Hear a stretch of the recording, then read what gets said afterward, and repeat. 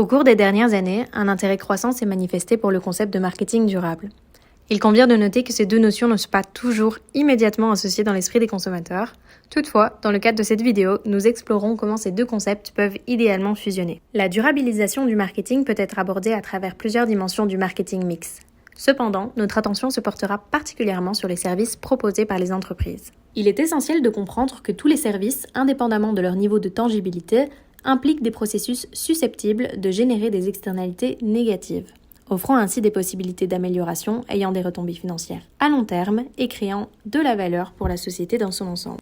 Dans le contexte du développement durable, il est impératif de répondre aux besoins actuels sans compromettre la capacité des générations futures à satisfaire les leurs. Un cadre marketing des services a été établi, mettant en avant les 3 piliers du Triple Bottom Line. Celui-ci soutient que les entreprises devraient s'engager à se concentrer autant sur les préoccupations sociales et environnementales que sur les bénéfices.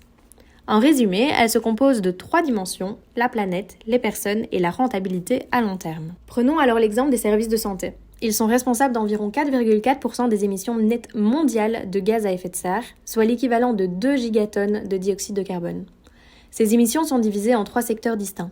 17% de ces émissions proviennent des opérations des établissements sanitaires, 12% proviennent de l'achat des sources d'énergie et 71% proviennent directement de la chaîne d'approvisionnement. Revenons alors à nos 3 indispensables pour la durabilité.